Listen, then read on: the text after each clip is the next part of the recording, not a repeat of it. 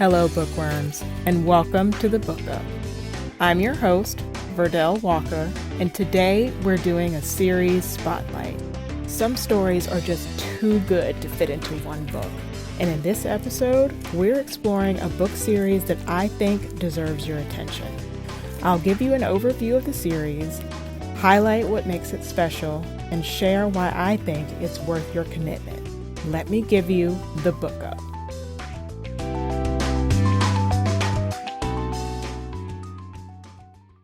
Today's series feels like curling up with a blanket, a cup of tea, and an old field guide, annotated in the margins by somebody grumpy but brilliant. The Emily Wilde series is one of my favorites. It is a cozy academic fantasy published by Del Rey, which is an imprint of Penguin Random House. It's made up of 3 books and takes place in Victorian England and also the Fairy Kingdom. The 3 books are Emily Wilde's Encyclopaedia of Faeries, Emily Wilde's Map of the Otherlands, and Emily Wilde's Compendium of Lost Tales. Emily is a Cambridge professor, and she's one of the world's foremost experts on the study of fairies. Think of her as an anthropologist/historian. But while she's a brilliant scholar, she's also an introvert's introvert. She prefers the company of her books, her dog Shadow, and the fair folk to people and small talk. But of course, what is a curmudgeonly heroine without a sunshiny, insufferably charming hero? Enter Wendell Bambleby. Yes, that's his actual name. Wendell is Emily's academic rival and an unexpected travel companion. He is a fellow scholar, but not as scholarly as Emily. He is all charm and glitter with a wardrobe that any dandy would drool over, and more than a few secrets of his own. Here's why I love this series so much. First, the world building. Heather Fawcett creates a version of fairy that is rich and eerie and textured, not just whimsical, but dangerous. These are not sanitized fairies fluttering around with sparkles. The Fae in Emily's world are tricksters, shapeshifters, and power brokers. Some of them are terrifying, some of them are tragic, and some of them are delightful. I will admit that I think fairies are a little played out right now, and I hesitate to pick up a book about them these days. But the way that Fawcett weaves in original folklore, tales that feel like they could exist in old Irish or Scandinavian mythology, gives her story a sense of authenticity and depth. It's part travelogue, part magical ethnography. Another thing that stood out to me was the narrative voice. The books are written as Emily's field journals, which means that we are getting a front row seat to her dry wit, her occasional pettiness, and her emotional growth in real time. She is not always the most likable narrator, but that's what makes her so relatable. You root for her even as she stumbles through social cues or denies her feelings for half of the book.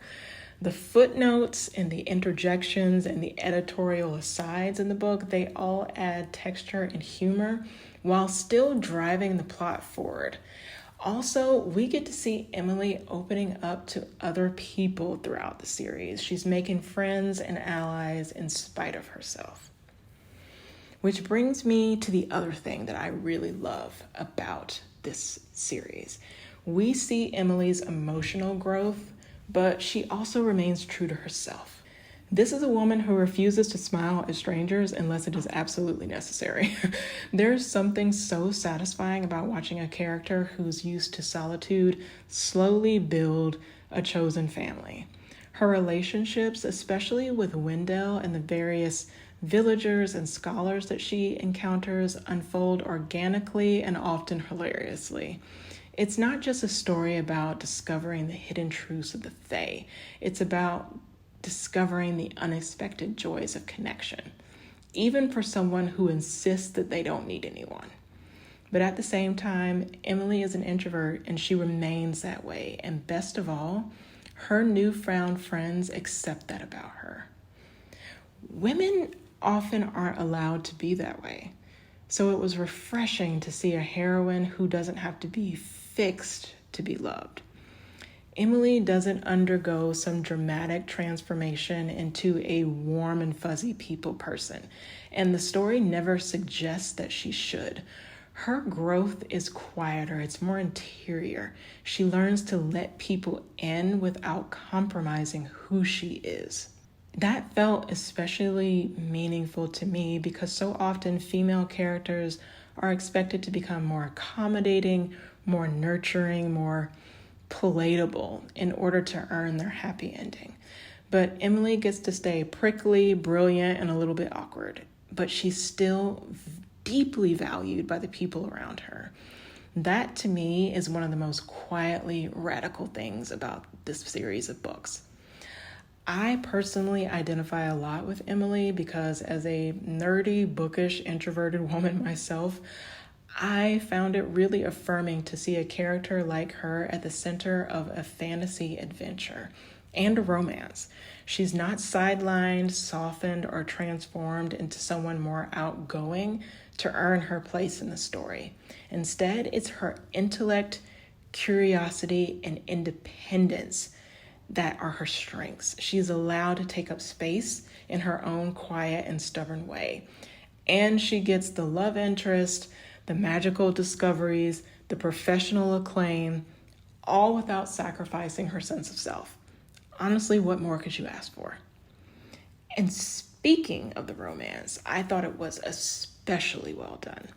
This is not your typical will they, won't they book. It's more like they definitely will, but also he might be a Fae King and she's busy cataloging murder brownies. Instead of these big melodramatic moments, we get small gestures, earned trust, and the kind of partnership that feels both inevitable and hard-won. Wendell is very different from Emily, but he respects who she is and doesn't try to change her. He definitely has his faults, don't get me wrong, but he loves Emily just the way she is. And that is one of his green flags. And I will never, ever, ever hate a male main character who is down bad for his woman. Wendell is down bad for his woman. All in all, I love this series. It's a cozy fantasy with just the right amount of bite. If you're a fan of cozy fantasy, folklore-inspired world building, prickly academics falling in love, and found family, then Emily Wilde is absolutely worth adding to your TBR. These books deliver 100%.